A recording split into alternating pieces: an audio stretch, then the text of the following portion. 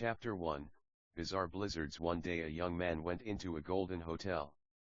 It was so large and so big. There were waterfalls all over the walls and the floors were made of ice and diamond. He had been meanly wounded by men in shies ties just outside the hotel. They stole his wallet and all he owned. He went to the nice, neat, and swell hotel looking for salvation, but what he found was even greater than he thought. "Hello," said the receptionist. "Here's a place where all your wildest and nicest dreams come true. You only have to believe you know, so, looks like those ruffians the Blacktails got you, not to worry." A helix of little light particles began to encircle him like a dragon or like Twilight Princess or like floating water droplets rose off the ground and began to twirl around him, but all of a sudden his wound healed. "Thanks, so hey, we just spawned in this world, sorry but, where are we?" Max said. His name was Max by the by. Smiley face. "Max, you're in the Golden Hotel of Jesus Christ. These hotels were made by Jesus Christ to protect those who wish to do the right thing. You know how hard it is in the dark mirror after all." "The dark mirror, what's that? Is that the world we're in?" "Correct, Max. Also we know your name because we know you, Max. We dreamt you'd be here. In our dream we saw you'd make this world of dark a world of light. We'd be impressed, Max. Who you want to see in a Beijing? He can answer more of your questions than we can." "He's at the top floor." The receptionist Alex began to call Abeju and he answered. "Hello. Hello Abeju, it's Alex. Max is here." "Perfect. Please send our nice friend up to our room right away. Tell him Kamina and Simone are here, but he must hurry for there's not much time until the black and white siren stops time again." "Very good, sir, consider it already done." "Bye, Alex." "Goodbye Abeju." "Well, Max," Abeju said, "you can head up to his room. He's in room DS15. He said Kamina and Simone were there. We have no clue who that is, but he said you'd know." "Good luck, little man." "Thanks, Alex." "God bless, man, love you." "Thanks again." "God bless you too, little hero." Alex smiled warmly at Max. He said this with a soft excitement, like he knew this d be hard, like he knew everything. That man surely had the heart of God. The interior of the hotel was utterly golden, like soft and hard at the same time. It reminded Max of Hunter x Hunter, that one scene where Gon and Killua cut the lights off, or maybe like Grand Budapest Hotel. Max was surely and utterly discombobulated. Kamina and Simone. What like? Gurren Lagann. There wasn't time, surely we need to hurry, he thought to himself. Max was us, by the way, or like, you, or you, or you. Max walked over to the elevator in disbelief. His wounds healed. Memories began to pour into him like an overflowing half-earth. He could conjure floating small ice over his right hand, so he did, or fire, or miasma, or electricity, or bubbles, or crystals, prisms. He walked over to the elevator dressed in a white t-shirt and blue jeans. His appearance was handsome, he looked nice, he had a small but confident stature. He walked over stairs or like obstacles or like hurdles and pressed the elevator button. Eventually the elevator opened and he went to the top floor of the Golden Hotel. The hallway was normal with beautiful and pretty carpet, or like ice or like fire. It changed before his very eyes, or it might have never even happened, to the mean or like rude or like impolite, that is. He skated or like slid or like ice skated, or like he wore a fake mustache, or like walked his dogs, or like petted and kissed his dogs. He knocked on door DS15 and Abeju opened the door. He was an angel. He had large, luxurious, white, feathery wings. Behind him were two little white figures, like the god from FMA. When Max entered the room it stayed the same size, or like got infinitely larger, or like the TARDIS, or like, yeah man, it was fucking crazy. Sorry for cursing, by the way, but we curse, so yeah, if fucking you don't, cool. Please stay awesome and please read another book. The Bible might be a good option. Hi Abeju, we're Max. They shook hands. So we guess you guys are Kamina and Simone. They became drills, but began to speak. And like we don't curse too much, so that's good. Hi Max. Nice to meet ya. Me and Simone here are what you might call talking drills, but we like to take a humanoid form so we can have hands, and stuff. Kamina said. Simone added, that's right Max. But no need to worry, we're gonna save the dark mirror and for the first time bring light to this damned world. There's many like us talking water, talking fire, talking desks even talking chairs, but all we know is what we are. We're not like men or like angels who know more than us in a way, but in a way we're fucking smarter than the sharpest tool in any fucking shed, and that's a fact. He gave a thumbs up and shape-shifted.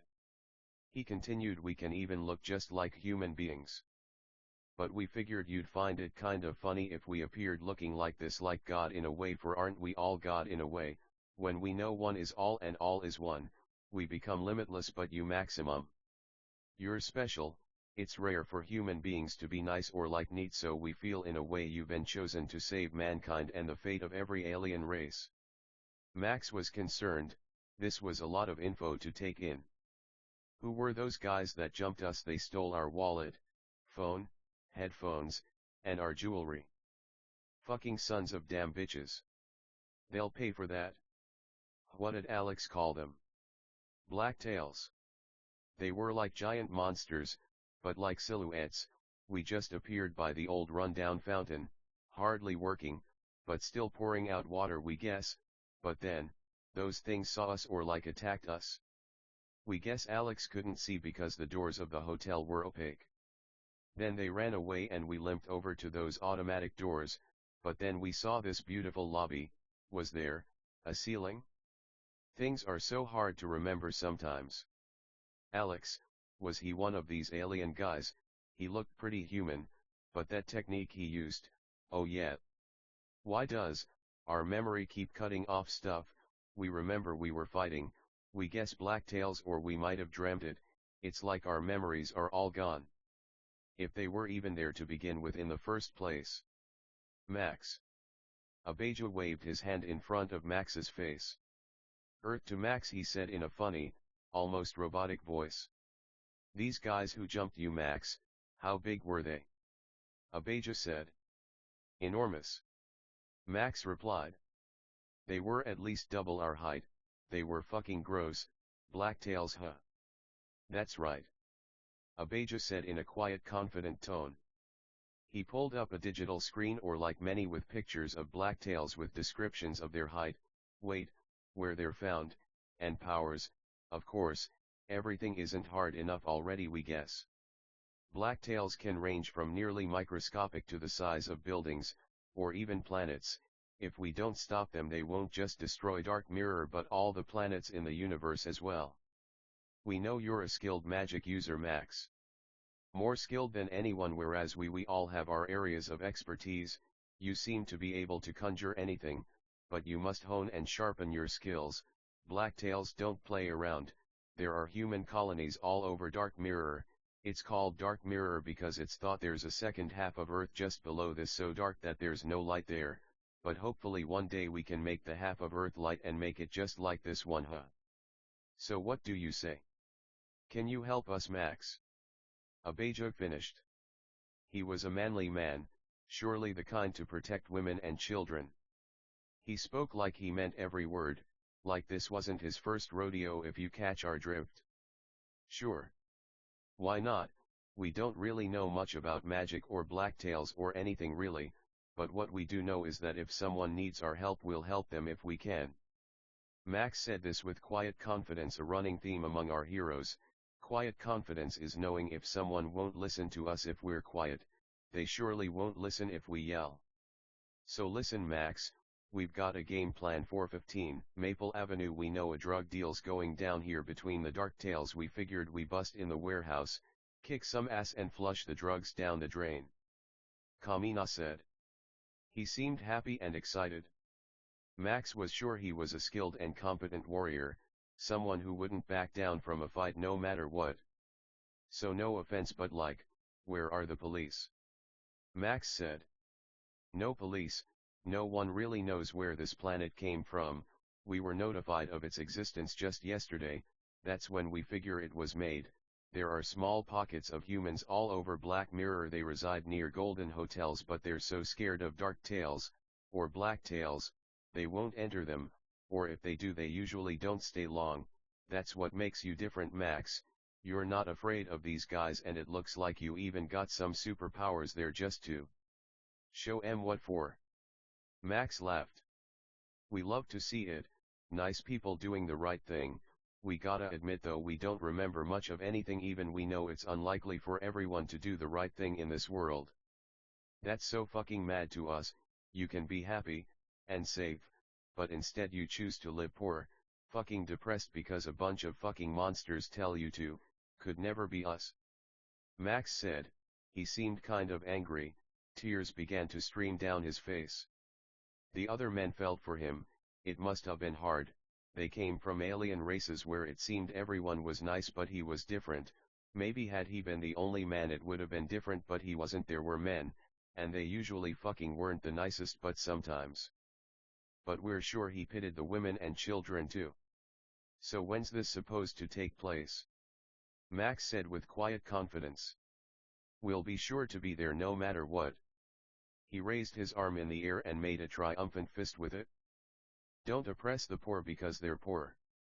This Bible verse flashed into Max's head, but he didn't know what the Bible was or anything, but he knew it was true. Well, Max, it's tomorrow night, take our advice, get some fucking shut-eye. Healing doesn't mean you've forgotten the memory of pain. Take a shower. Eat something. You'll need your energy, kid. God bless you, man, you're a good kid, Max. Abijah said. He was like an older brother to Max, and he was older. Max was 26, Abijah was 30, Kamina was 30, and Simone was 20. Abijah was a good leader. He had the nice, neat, swell charisma of someone who knew how to handle pressure. Poor Max. For now it seemed he was the least of which, but that didn't mean he wasn't going to be the greatest someday. They all hugged and shared partings. Later, buddy. Love you, and don't worry about tomorrow night. We'll have about 15 people there who got you covered. We know you're just getting used to your powers. You might not seem that strong, but your ability to conjure anything is an invaluable asset. Abijah was very bubbly and upbeat when he said this, but then he began to cry, got really quiet and serious, and hugged Max really hard. He said, listen, we love you, you're the greatest, don't let anyone tell you otherwise. He emphasized the word anyone in a way that's hard to describe on paper, but you'd know it if you heard it. He smiled and wiped his tears. His hands were on Max's shoulders, his arms were fully extended, and he smiled in Max's face. Max was only 5 feet 6 inches, Abijah was 5'10" with a blonde bowl cut. A slim cut, but built, and a lean but muscly figure. Kamina was olive-skinned with black gelled hair and a similar build to Abijah, but Simone was at least 6'1" and really skinny. Max was thin. He loved food and always thought it'd be funny if he had a little bit of a beer gut, but the problem was he just didn't drink. Max smiled back at Abijah. Love you, man. Thanks for those encouraging words. We might not remember who we are, but we know who we're going to be. Someone who loves his friends like you guys.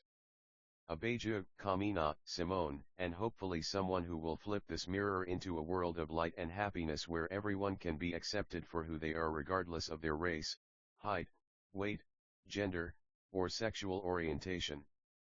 That's what we fucking like to hear. Everyone said in unison.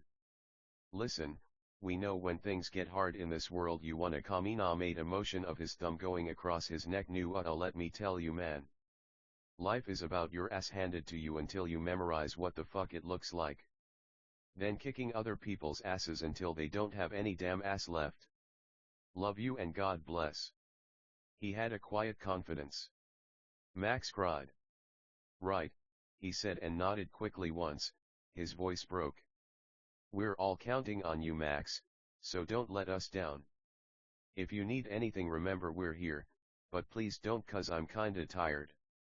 He laughed. He was like a chibi anime with a huge sweat drop. Duh. Well, love you guys, see you later. Max smiled with his tongue out and a peace sign. His eyes were completely closed, then he vanished. Well guys, let's hope for the best, huh? The remaining members of team all said.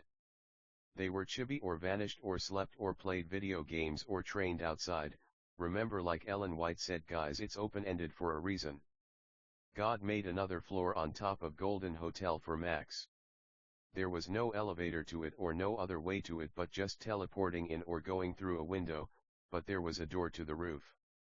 The suite was huge. It had little stairs that boxed the area that lead to a lower floor about a foot down. It had a huge luxurious bed with fine sheets and super soft sheets and blankets with high thread counts. It had a fridge in a wooden wall that blended in seamlessly with lots of food and drinks. It had a personal pool and hot tub with tons of video games and a high-tech desktop with a water-powered build with rainbow lights. There were huge red curtains that elegantly folded into themselves that tied at the middle. The floorboards were polished wood that looked kind of burnt in places. Max was near where a door would be and he walked over to his bed and sat on it. Tomorrow night, huh? We hope we'll be able to help. We can barely produce any puffs of fire or splashes of water. We might just have to watch, or like conjure someone a sandwich or something. Max began to cry. He cried all the time. He turned the TV on and started watching Dragon Ball. He saw how Goku said, "Oh man, it's not like we can fly or anything," he cried. "Goku," he thought humorously and a little disheartedly, "how far you came, friend. You can do anything if you set your mind to it. You were flying in DBZ, so we just have to be patient and take our time with stuff. We're like you, Goku, we don't feel so strong now, but one day we will." Max chose Dragon Ball because it had the scene in the beginning of the first episode. Contradictions contradict, friends. How does Max know Dragon Ball if he doesn't have any memories? They might flash into his head like lightnings at night's fall, or like tears, or like fucking shooting stars, or like apples off trees. Wind by Naruto is a good song. It teaches us the value of pain, friendship, adventure, and fighting. Listen to it if you get the chance. Max had ice cigarettes. They were literally just sticks of ice, but with magic he could inhale, and ice dust and particles that glowed and glittered would fill his lungs to calm him down. Oh kids, he thought, he loved to smoke, but the cigarettes had fake smoke, but his kids didn't know what he meant, so to break it down or fucking demonstrate or like condescend even, he made these cigarettes. Fire cigarettes were sticks of fire that produced fire sparks and glitter, or even threw flames that were huge. Electricity cigarettes tingled his lungs as the electricity would dance, bounce, jump, and drip on the inside of his iron lungs, or diamond or ruby or emerald or sapphire. He took a toke of his ice cigarette while lying on his back and blew the ice dust up. "Where are you now, kids?" Max wept. He had memories of raising children. They were a rowdy, rambunctious lot. They were poor orphans he adopted in a place a lot like Dark Mirror, probably more dark than black, 'cause that's a really popular show, but Yano, God bless, they squatted in an abandoned factory. He actually found them all in a box. They were dogs at first, but he made them people. They were all girls, 7. They were poor but taught them to play music, to street perform for food. When Max got magic powers, he moved them to the Arctic because he wanted to live in an igloo, and that's where they lived. Elizabeth, Ashley, Alexandra, Lindsay, Angel, Diana, and Ellen. Max was an orphan too. He was 10 when he adopted them. Him and God helped raise the kids. The kids fought with God a lot like Job's kids, but they were good kids. He loved them, they just had some chips on their shoulders, that's all. Elizabeth liked dogs a lot. She also loved code geass and exercising. She wasn't afraid of anything, and she liked fire the most, so we can also call her Fire. Ashley was tall and loved fashion and modeling. She always had big dreams of being a model and wearing expensive clothes. Nothing wrong with that. She loved water, so we'll call her Water. Alexandra was tall too and blonde. She loved hanging on trees and reading Max's Dark Academy series he'd write on a laptop he got from playing music. She loved fishing and camping too. She liked electricity, so we'll call her Spark. Lindsay was a bookworm. She liked learning about world affairs and was very cautious to avoid doing drugs and alcohol. She never even tasted one of the cigarettes. She liked the forest and fishing and camping too. She loved green light and leaves, so we'll call her Leaves. Angel loved video games. She had a Switch she took with her everywhere she went. They lived near a river, so that's how they bathed. If they were lucky, they could get a fire going to boil some water to get it hotter. She loved camping too, but usually just sat at the camp playing her video games. She liked ice, so we'll also call her Ice. Diana was tall and loved to sing. She loved Britain and fish and chips, Big Ben, the London Eye and Princess Diana, who is who Max named her after. She loved playing Mario Kart with Angel, and she loved playing as Baby Mario, but Angel usually picked Baby Luigi. Diana loved the idea of royalty and she hoped to go to heaven one day. They did go, but there was an earthquake that knocked Max out of heaven down to the dark mirror. Diana loved light, so we'll call her Light. Last but not least was Ellen. She also loved Mario Kart but preferred Smash Brothers. She loved her igloo and had posters of Justin Bieber all over her walls. Everything was made of ice, but it was the only conceivable place Max could think to go without the bad influence of the world. He also didn't like taxes, so that helped. Ellen conjured little icebergs and Mario characters no bigger than a thumb for Max and her sisters. Max kept them in a glass case in his room. Max was single. He felt like he didn't have time to date with all his children. Ellen loved shadows, so we can call her Ultraviolet, Blacklight, Shadow, Moon, or something like that. Max laid on the bed and looked up at the ceiling about 20 feet above him. He had white sock on, blue jeans, a white t-shirt, and as he took another toke of his ice cigarette he thought about what Kamina said. We're all inanimate objects who kind of came to life. No need to look at the beginning of the book, he said something like that. Maybe Max dreamt it, or the conversation was longer than we thought, who knows man. Anyway, back to our regularly scheduled programming. Max took another hit of his ice cigarette. As he looked at the snowflakes in front of his face, the background blurred and he focused on the individual snowflakes. Some were spider webs. Some were spirals. Some were dragons or like Ouroboroses, some were horses or like ducks. Kids, we don't know how Maxie ended up here, but we know he'll get home one day. Max didn't like to be called dad like a modern Atticus Finch. He knew God was the only true father. Max picked up a book next to him. The Fault in Our Stars. He loved this book a lot.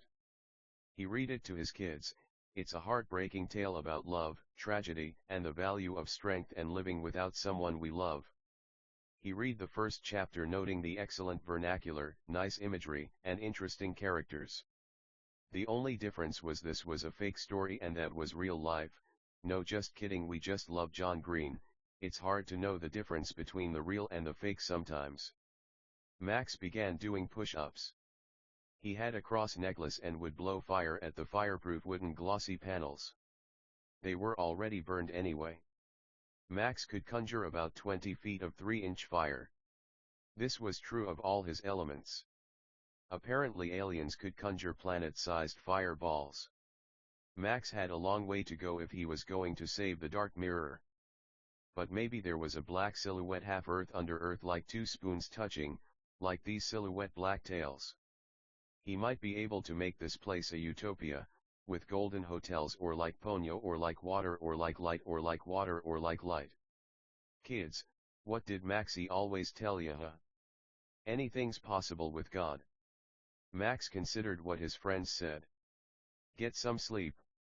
We got an uphill battle tomorrow night, huh? Sorry guys, we'll have to sleep when the sun's out. Max thought with a quiet smile. His head was tilted down. He smoked his ice cigarette, then disappeared. Max was in a steel-walled gymnasium with glossy wooden panels, skinny, burned. Max was the greatest, but he remembered it all. People in heaven. He didn't remember any talking chains, no offense. He was attacked by blacktails and lost most of his ability to conjure great big firestorms, and instead was left with little fire strands or ropes. Max had a mansion with his kids in heaven. Sure, there wasn't ice, but at least there weren't taxes. He remember being at home one day with his dogs when suddenly there was an earthquake that knocked him off his hammock or like bed its open-ended Yano. His cigarette fell out his mouth and the sky turned blood red and dripped blood like rain. The blacktails started attacking people and Max fought them with a lot of might, but they overpowered him and he fell out of heaven like that old story of Lucifer in the Bible, but the difference was Max was a good man, no angel. So like Mario in Super Mario Galaxy, he fell away and well, we know the rest of the story. He was near a broken fountain with chunks of the outer concrete edge missing that wasn't making too much water when the blacktails came and beat him up. At this point he lost a lot of his memories. Even now his memory wasn't very good, though through no fault of his own. They stole his stuff, his phone, his wallet, his earphones, and left him with a huge wound through his stomach. With unbelievable strength he walked, or like Yano. If it's too unrealistic we crawled, or like Yano. It's just we're pretty sure we said walked at first, but no worries, it's open-ended for a reason, man. When the blacktails stole Max's stuff, they ran away, so there was the Black Knight Street. The buildings all looked condemned, the wail of sirens slashed at the night sky like portals from Twilight Princess. But there was this enormous hotel that touched clouds that looked like it was made from solid gold. Max entered to a pleasant pop song about not being anxious about life and just shaking anxiety off. Nice song. But there he met Alexander, probably Alexander, who explained he was on Dark Mirror. As Max thought of all these things he practiced his martial arts, but it just wasn't the same. His fire was so small now, his water was so small now, and he could hardly make an igloo with the amount of ice or snow he was making. Fire reminded him of Elizabeth. They were all his favorite in a way. She loved the unpredictability of fire. The warmth, the heat, the way it could light up any tundra. Poor Elizabeth. Even now Max wished Elizabeth could hear him so she could know everything would be okay in the end. How can we not talk about family when family's all that we got? God bless Wiz. Elizabeth, it'd be selfish not to think of her. We're not the best, it's just sometimes we get scared. Wicked people might ask why 7 girls, why not boys? As stupid as the wicked act, it's strange they could even think of this question. Well, we wanted girls. We felt like it's what we wanted, though we love men too. It's not that complicated at all. We might like girls more than boys, probably that's it. We always have, just makes us happier, we guess. Max's backstory is a little complicated. Max was also just a simple dog. But God raised him. The problem was God was poor too, no one knew he was God. Max was taught music and the hardships and difficulties of life. Max named Elizabeth after Queen Elizabeth II, for she loved the Queen a lot. Sometimes things might not always make sense, but that doesn't mean we shouldn't say it. In fact, it's the complete opposite. If we said things that always made sense, how boring would that be? Max listened to Nightmare by Halsey while training. It's a really nice song about the tragedies of what society expects us to be and how if we break out of their mold we might make a self-empowered, self-loving anthem to our tragic, but beautiful life. Max loved to use chains to fight with little hooks at the end like the hookshot from Zelda. His chains were only 20 feet long now and very small, but he made work on his little punching bags, piercing them, but letting the sands spill out almost like the sands of time that give us so much anxiety. Ice pellets flew fast enough to dig wounds, but not fast enough to go all the way through a target. Rocks were the same way, pebbles now, but no boulders. Fire was now thin and wasn't exactly cooking a steak or Wagyu anytime soon. Water might make someone feel like they're drowning, so it surely wasn't a pool. Max continued with fire, water, ice, rocks, chains, and the like for many hours. He was sweaty. He was kind of fat if you want to see it that way. Open rebukes nicer than hidden love, no offense, honestly, but Hollywood changes how these characters look so much anyway. We start to begin to wonder if it really matters. We could see Max as a little fat man, black, Mexican, Indian, whatever you want, man, you're cool. He could have average arms, for real strength is God, magic, anime, and all that stuff you hear on the internet, but working out is surely good. it just is about health we guess, but magic lets us love all kinds of bodies. God bless Halsey and Colors, a nice and wonderful song about the tragedy of unrequited love and how we can love ourselves by learning from past mistakes to find better lovers and better futures. Max's earpods disappeared. Max began to shower in his hotel suite. He felt it wasn't cool enough, but he didn't have a choice, but he was grateful in a way. If this was old Max, he'd make a waterfall hot like a shower, or like go like that.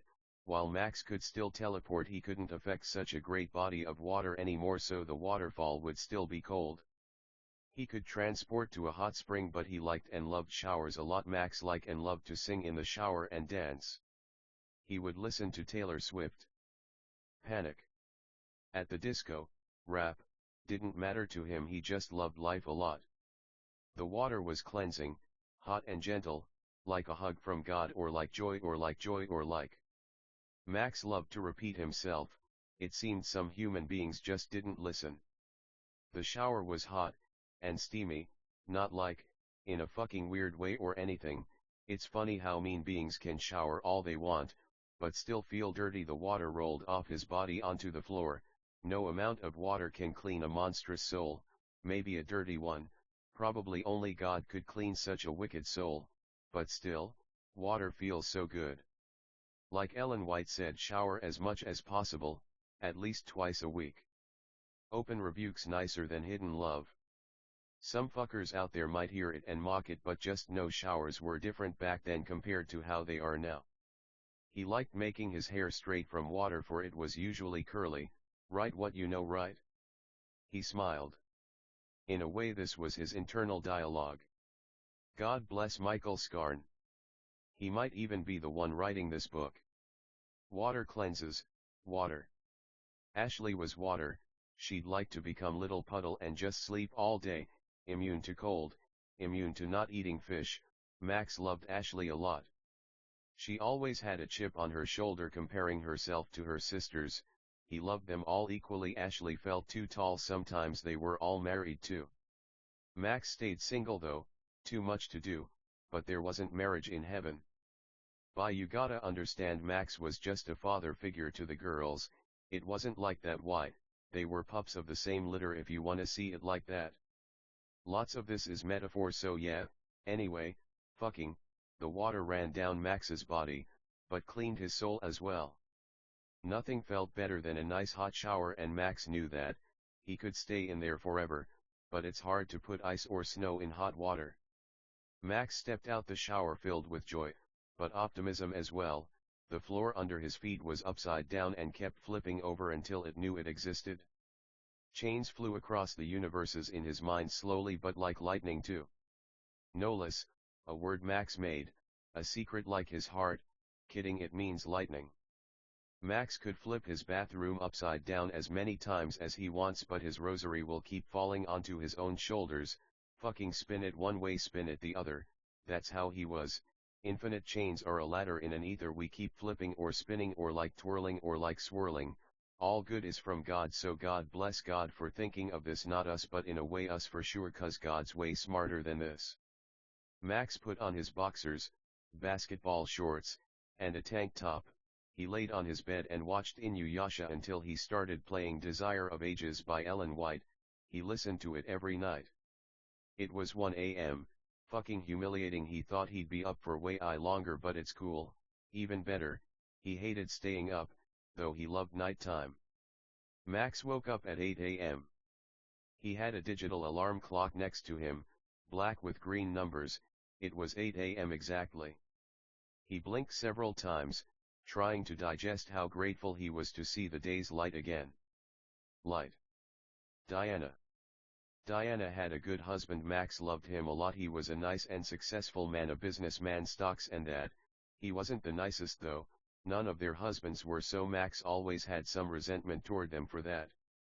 Diana loved light. She said dogs can only dance in the light, for without the light, what dog could dance? She loved to picture dogs dancing. She loved Chinese food, Dahakat, Agara Hills, and breaking her dad's heart. She had a chip on her shoulder like her sisters. She lied too much, Like chains flying across a universal white ether, she seemed to just go on autopilot sometimes, just going through the motions of life without stopping to think about how grateful she should be. She loved to dance, a silly girl. Daddy's little heartbreaker. Honestly, she got it from her dad, he was cold like her. Max thought of going to a store like Walmart and thought how funny it'd be to have a Walmart in his book, but he remembered, there were no Walmarts here. The golden hotels were safe havens made by God to help the oppressed, but they only ever went in sometimes, so aliens usually would inhabit them so they wouldn't be empty. Max teleported to what he thought a store might be on Dark Mirror, and what he saw was a bunch of rotten, nasty, mean, rude, and disgusting food with black tails everywhere. The clothes were rotted, there was dirt and filth everywhere. He thought this might happen, so he really came to practice his combat skills before the fight tonight. It was 8:50 a.m. Light was seen from the Golden Hotel, but Dark Mirror was consumed by a perpetual night. There were some lights in everywhere just so the blacktails could see how ugly they were, but that's it. Max sent some shotgun shots, sound barrier piercing supersonic waves made of negative ether, light and fire. Fucking, they seemed like they were in pain, but they could stretch out their arms very far like knives, so Max had to be careful or he might end up on a platter. Max liked to carry a little bottle of highly explosive and volatile bubble soap with a bubble wand for good measure. Tiny but effective.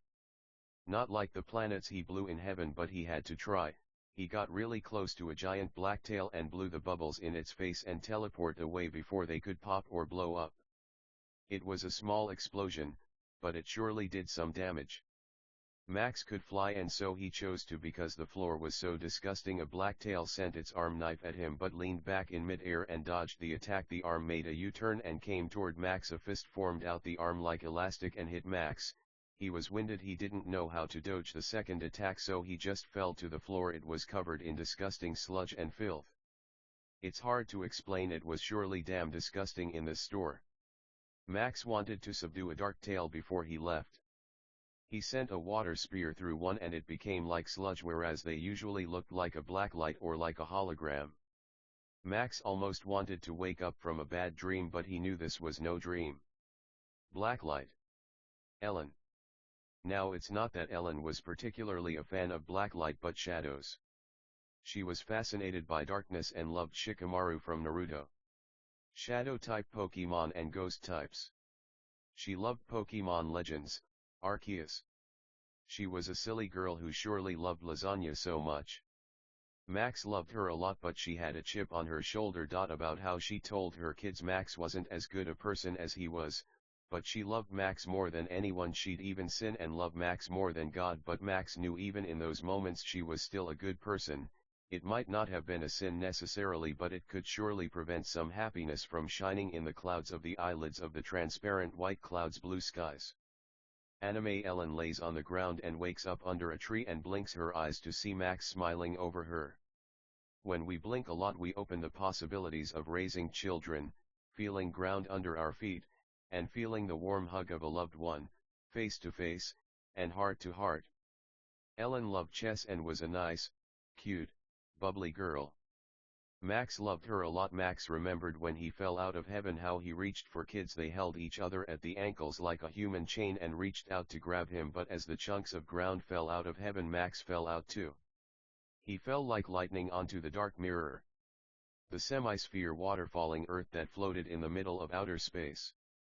Other lightning bolts fell to heaven, but Max didn't know who they were. He doubted anyone else could make it in such a nasty place, though he didn't think too highly of himself. Maybe he deserved it. Max thought all these things while fighting the blacktails in that abandoned Walmart.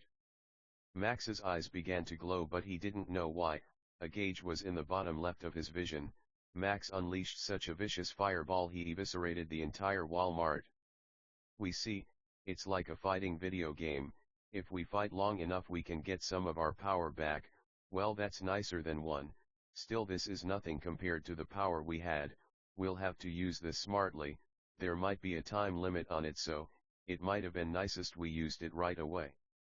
The Dark Tails were terrified, so they brought out fireproof shields. Conjurers, for fuck's sake.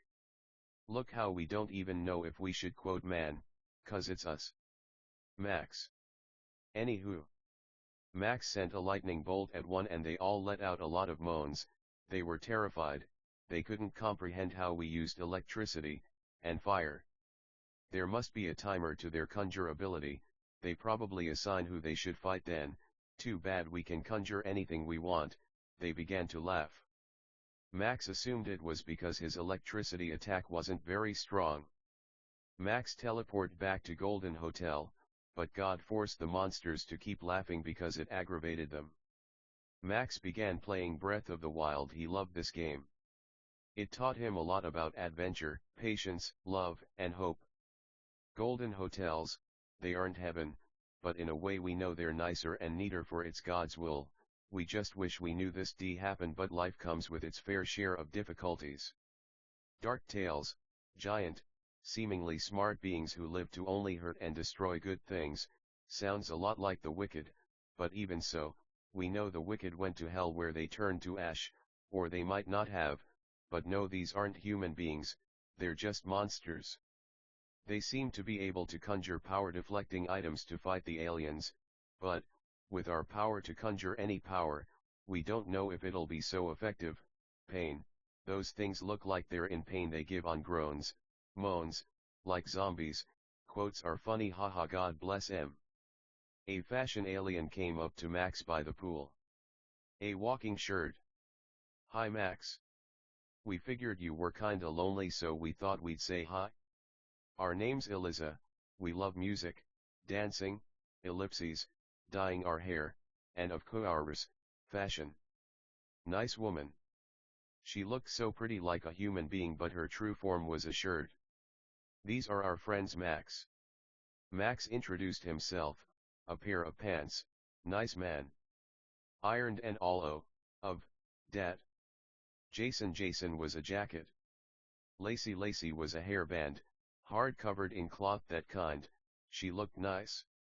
Honestly, we wish we were a hairband, we bet she makes hair look great. Eliza was a ponytail. And Joy was a pair of Ray-Bans. They were regular sized, but they knew what Max was thinking and became huge. Then small. Lovely human beings. Max began to cry, they felt for him. Max was so happy whenever anyone did the right thing. They all hugged. Joy said, we're not really fighters, though we know how to fight, we specialize in repairing clothes if you wanna see it that way, no offense, making armor, and making clothes enhance with magic powers. That's cool, Joy. Well hey, do you guys think you could make me the magic armor from Twilight Princess, also the Zora suit from that game? Please. Max said. Sure. Jason replied. He continued. We really admire what you're doing, Max, you're like Ong Man, but like with everything ever, isn't that such a good show? It really was. It really is.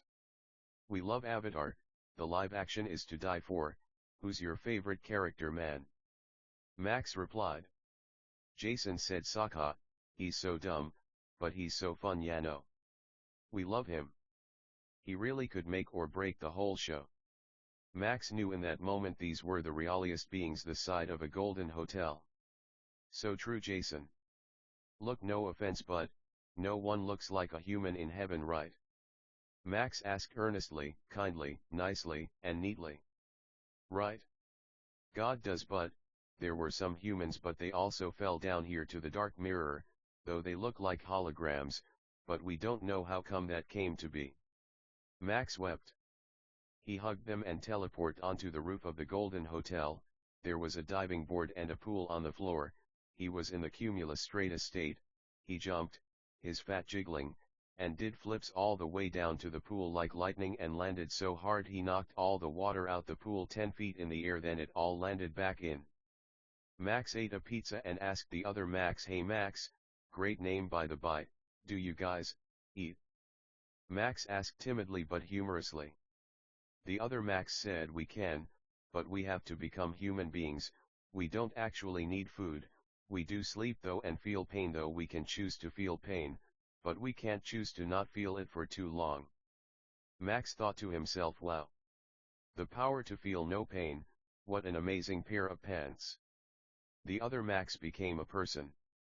Hey Max, why do you think all of this is happening? Yano, it seems kinda harsh, we know God's right, but you're a smart man and we wanted your insight. Pants, Max said. Max replied, well, we know God's always right, he must be trying to tell us we would assume some human beings who are meant to go below might seem like they're above but they're not, 'cause we had no clue who you guys were. We knew some of those beings, we know they weren't actually the nice, neat, swell, polite beings they said they were. To some this could be a hard pill to swallow, so now we must suffer, for their sins, just like God suffered for us. The clothes were impressed to say the least. They swam in the heated pool indoors until they teleport out pool and all, and it began to snow. Runaway by Aurora played. To this day, this is one of Max's favorite memories, swimming with those clothes, kinda like a huge washing machine.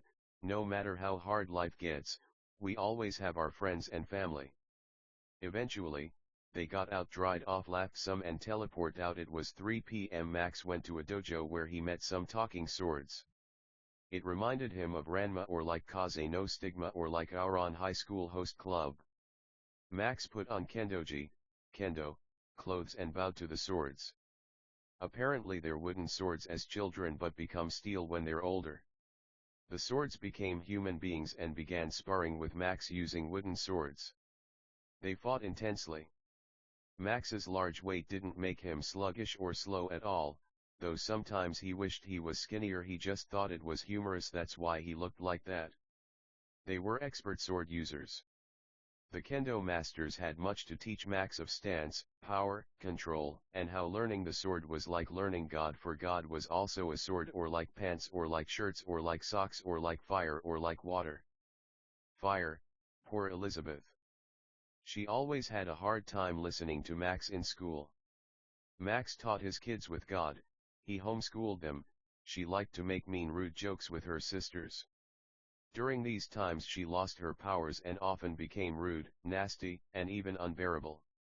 Max loved her all the same. He knew when she came around they were honest conversions. Water. Ashley was even meaner than Elizabeth.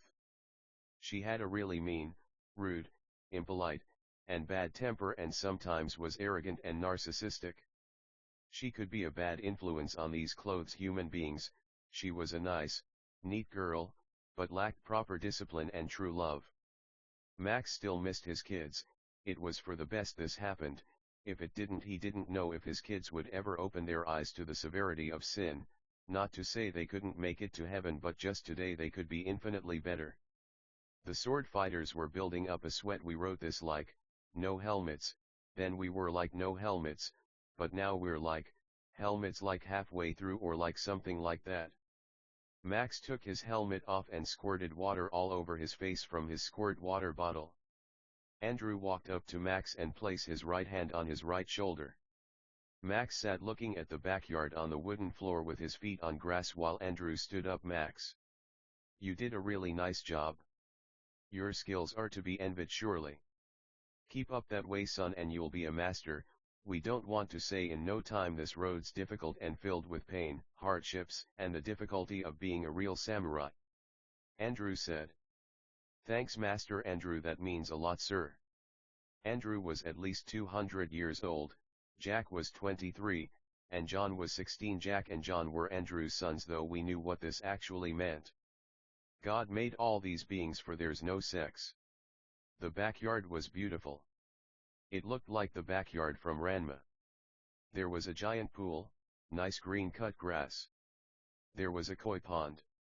A shishi odashi, a clacking bamboo on rock that hits the rock when it fills up with water. There were many giant empty green grassy fields that people practiced kendo in. Now to enter this place we went to Andrew's room, which was a portal to this area. It's not exactly heaven, for we had to think it up, whereas heaven is things God made. Max missed Diana. She was a good dog but often misled. She fell in love with the vanities of the world, fame, money, flattery, glazing. She often left the ways of God for frivolous living and sinful folly. Max always prayed for that dog. She loved persimmons. She could grow the sweetest persimmons and Max loved eating them and she loved eating his apples. She made sweet tangerines, oranges, orange juice, grapes, blueberries, honeydew. She loved walking barefoot on grass. She loved stepping on apples to make apple sauce and apple juice. She was a nice, loving, and kind girl. Max prayed for her. Max also thought of Elizabeth, how much she loved Unravel 2, a video game about two yarn guys, though they never finished it. She loved Britain and spaghetti with lots of cheese. Smart girl, she also loved cheesy garlic bread. She loved to write stories on her MacBook and play Paper Mario, The Thousand-Year Door. She loved to read Job, Psalms, and Song of Songs. Surely and truly a dog among pups. She probably lied too much. She smoked and drank, but that wasn't as bad as she thought. She loved to play basketball with her sisters and to go to baseball games. We teleport and we made money through stocks and crypto, plus this stuff was in heaven. Elizabeth always wished to be a Goomba when she was younger, just a walking talking shiitake mushroom. Max always said he'd eat her up. She was shy and anxious about so many things, but she had her own life, and she had a good one. Now she was in heaven, but Max was on Dark Mirror, the post-apocalyptic half-Earth, though Max knew Earth was usually round, with waterfalls falling off the edges. The golden hotels were impossible to see from space. From space it just looked like black silhouettes of buildings with water falling off the sides, but it just might sparkle to indicate there's just the smallest amount of hope there. Poor dogs, they were better than they thought. They were too hard on themselves. They often said sorry. They liked to be dogs and run and race each other. Nothing wrong with dogging or dogging either way. Max always thought of those dogs. He didn't have much else in this world. He had 7 dogs, some crystals, Pokemon card. No lol, he loved those dogs, but he had a lot, but in a way those were his only friends. Everyone else in heaven seemed more unreliable, and he'd never met the aliens. Money can never fill the void of true love and friendship. Max missed heaven, playing Quidditch, playing with dogs, hoverboarding, but now he was still in heaven in a way, but a crueler heaven, an uglier one. Poor dogs, a phrase Max said often, never giving themselves enough credit. Elizabeth, Ashley, Alexandra, Lindsay, Angel, Diana, and Ellen, the 7 dogs of Max's heart, one for every day of the week. Poor doggies, they always tried their best. Meanies denounced them so much, calling them goody two-shoes or whatever that means. He loved those dogs, soft shampooed fur, always smiling, biting shoes and feet, sleeping, running, swimming, good dogs, just a little misled and lost but his friends at the end of the day. Poor dogs. Max prayed for them, for Satan has asked to sift them like wheat. Those dogs cried, they languished in anguish. They didn't know why the world was so cruel, but they did their best, and at the end of the day that's all that really mattered. Poor dogs. Max was always saddened by animal abuse. Animals are our best friends. They offer comfort, cozy cuddles, soft shampooed fur. You can lightly bite them, you can kiss them, you can hold them, rock them, make them dance, dress them up, put sunglasses on them, a shirt, make them DJ, ha ha ha ha. You gotta love animals. To Max the saddest thing is when a dog cries, cause you can tell they're trying to be so strong during it. They're so confused and hurt. He loved dogs. There were an infinite amount of dogs in heaven. Poor dogs. It surely was a dog-eat-dog world. In a way Max wrote this book for his children so they'd learn to do the right thing. Poor dogs. God, Max's heart was broken. He might as well change the name of the book to Dempo. Poor dogs. Max hit his ice cigarette. He blew our carriages, TVs, Link in iron boots fighting Wolfos in ice cavern, and Naruto eating ramen. He liked to make little snow figures his ice smoke, though it was more like ice particles. Max passed his cigarette to Andrew, Jack, and John. Bear in mind guys, John was 16.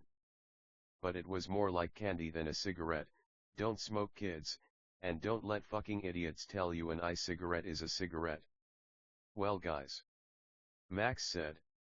He got up and put his fist into his open hand and kept the hand flat and bowed to show dignity and respect. "You've taught me so much, we thank you for your kindness, niceness, neatness, swellness, polite manners, and hospitality." They bowed back. "You're welcome back here at any time, Max. See you tonight at the warehouse." "Good luck, son," said Andrew. They walked toward each other and group hugged for a while. Max wept. They smiled at each other, then Max vanished. It was now 5 p.m. Max went to a beach. He met a talking beach ball, a talking volleyball, a talking umbrella, a talking beach towel, and tons more people. The kids were sand buckets, sand pails, sand cookie cutters, and little sand hand shovels. At that moment a beautiful woman walked up to Max. Her name was Jackie. "Hi," she said. She was so excited and happy she kinda screamed. Max looked up, his large stomach scorched from the heat of the summer Sunday. "Hi. Our name's Max. What's your name, cutie baby?" "Jackie." "So, come here often?" Jackie said. She was so nice. She was smiling and winked when she said often. "No, we just got here. Have you been here before?" Max said. He smiled. It seemed Max fancied Jackie, but let's watch. "We just got here," Jackie said, smiling, but then she began to cry. Max's heart broke. Jackie sat on his lap. We were in heaven, but ya know that earthquake happened and we fell out, but actually now that we think of it, we've been here a few times, we've been here some weeks." Max believed her, but he thought the earthquake had happened so recently, he was confused. "That happens to me too, memories come and go," Max said.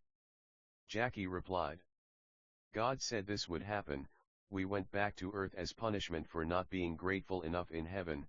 He also said you'd go later, but he couldn't tell you, but he made it clear we'd come back, and it wasn't just as punishment, but he was trying to prove evil was worse than we knew, just like good was better than we knew."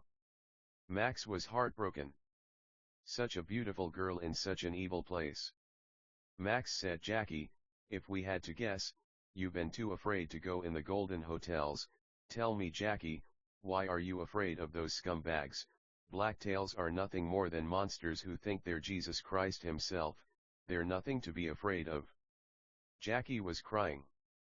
"We know, it's just, we feel like sometimes we might love our own family more than God, which feels right. We know it can't be that bad, in a way it's good, that's what God would say just to be nice, but we lose our rock when we lose God." Jackie was crying a lot and hugging Max. Max pitied her. They kissed.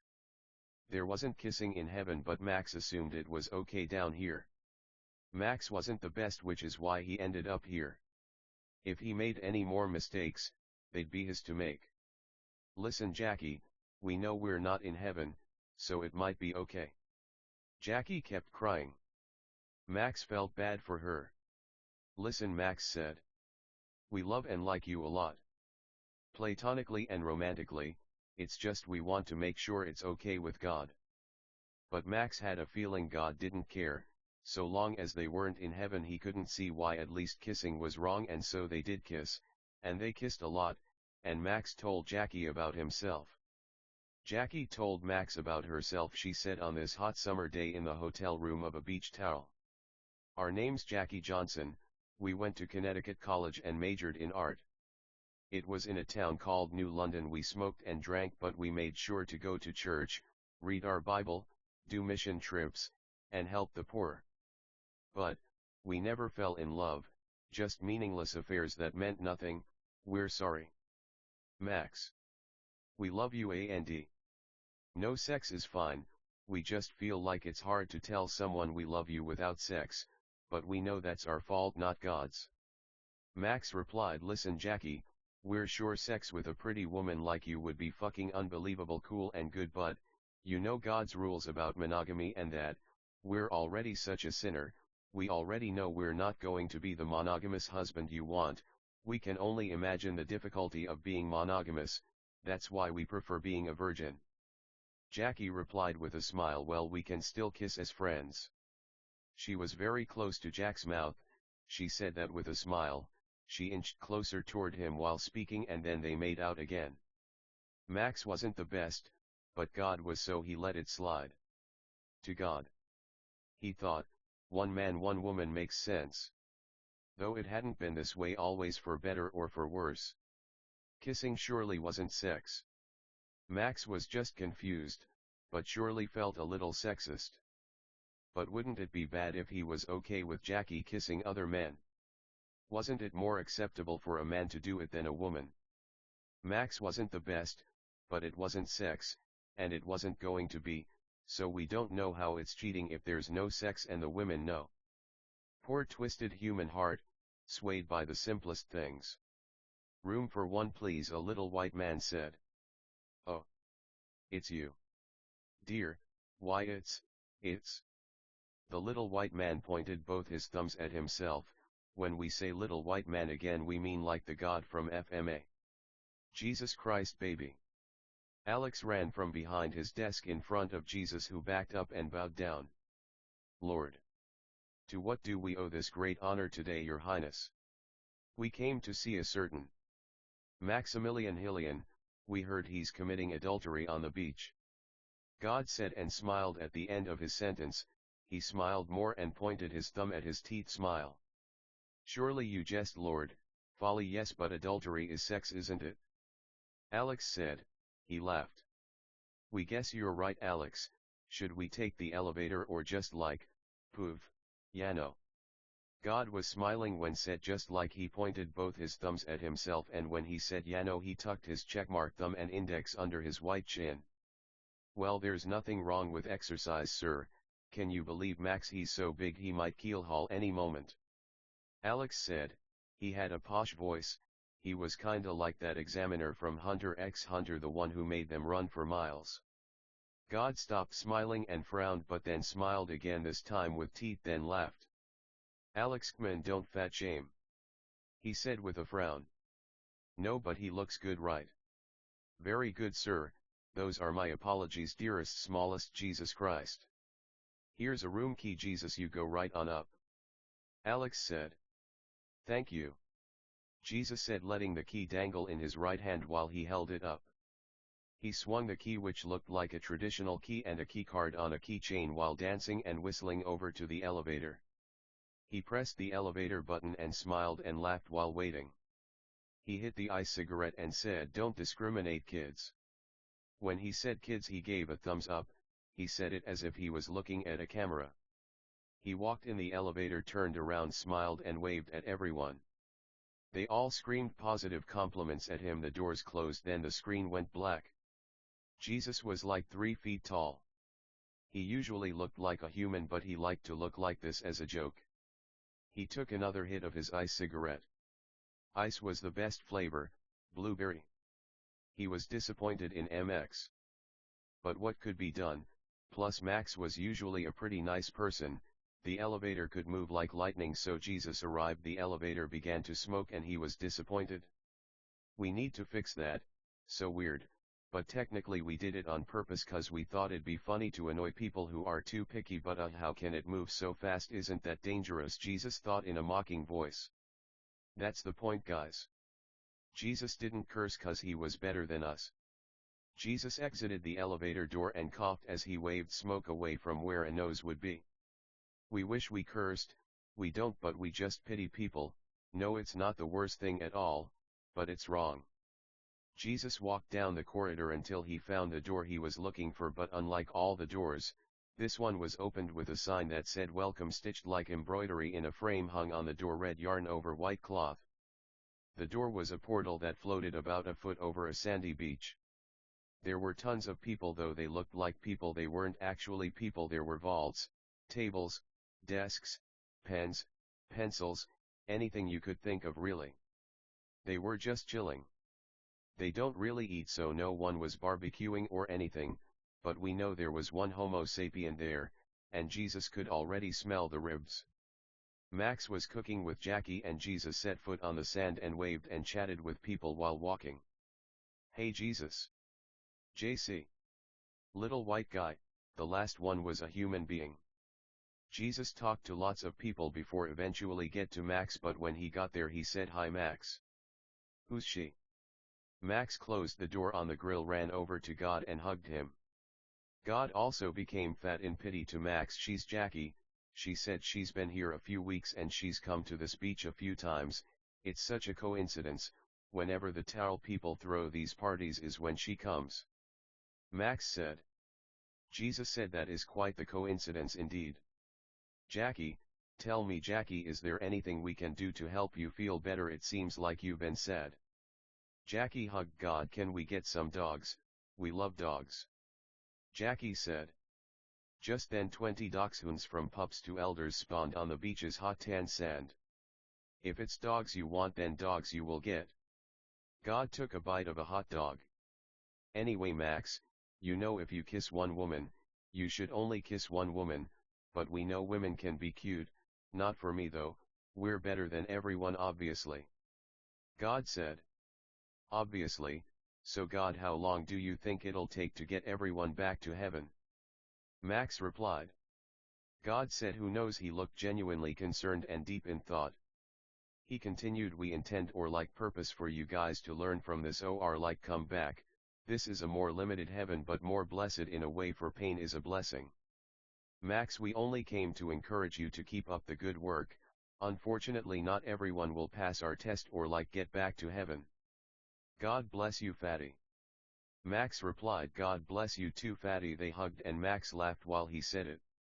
"We love you God," and they all group hugged. Then Jesus vanished. Max and Jackie continued to talk until the food was done. Jackie had some friends show up. Men and women. They were all actually human beings: Brad, Peter, Edward, Tommy, Haley, Jessica, Maddie, Cassie, Kayla, William, Stephen, Jose, Tracy, Stacy, Marilyn, Diamond, Olivia, and Ruby. "Nice to meet you. Our name's Brad. What's your name?" Max replied. "So tell us guys, how are we feeling, fellow youths?" "We're all right," Peter said. "We heard of you Max, you were a big deal in heaven. As bleak as God describes the situation, we might be the only people to do the right thing. Nice to see you." And Jackie hit it off. Like an anime, all the men started to cry waterfalls in a comedic manner. "You know Max, we tried hitting on these girls but it seemed like they all liked you." Like an anime, they stopped crying and they all had tuxes on and held bouquets of flowers. "Our true love is God anyway, and it's even better because romance distracts from the love, kindness, justice, and beauty of God," the men said in unison.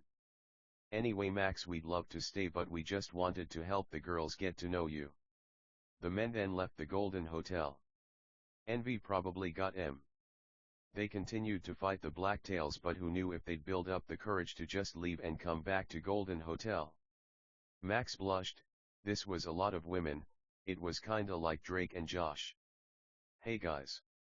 the women all screamed excitedly. Max did notice the men kept flickering. Being a man is a difficult thing. These women didn't flicker, but God, they did bicker. "He likes me most, Yano," Cassie said with a smirk. "To you. He obviously likes a girl with a more petite body. No offense Cassie, you're cute to other less awesome men, we're sure." Tracy smiled really big at first when she said this, then tucked her thumb and index under her chin like a checkmark.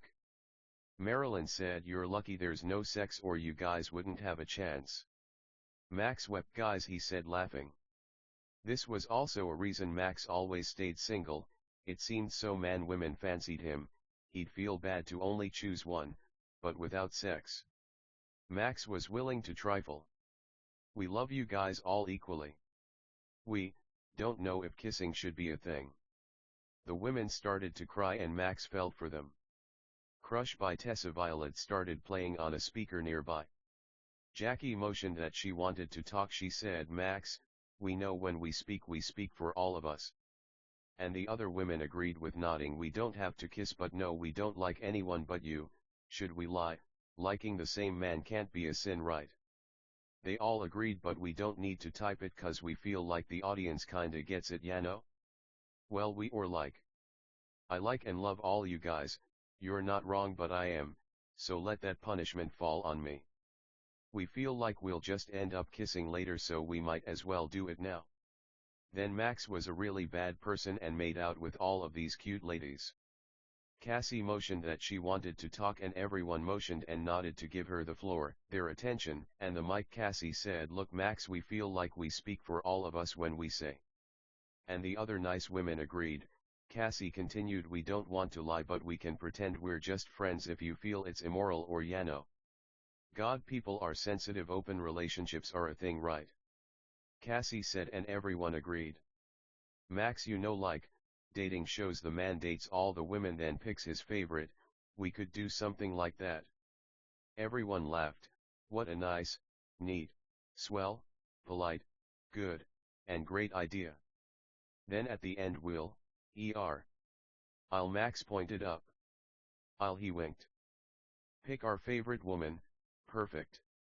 This wasn't Jesus's favorite thing, but it wasn't a sin because he didn't know it was sin, plus polygamy used to be considered okay, so that might have been why Max thought he was smart. No. Honestly, Jesus was completely fine with it, it wasn't sex, so at the end of the day what was there to really say? So this might not keep coming up. God bless the church, Christians, the Bible and Crush by Tessa Violet. Little baby sand pails and sand castles. As people. Hilarious. Max already knew what they looked like, but he was just fucking around. So contestant number 1. Why do you think we should be your special chocolate man who's best friends with talking towels and towel accessories? Well, Jackie said we love washing machines, detergent, little towels, towel accessories. King of the hill in a way. Open rebukes nicer than hidden love. It's good.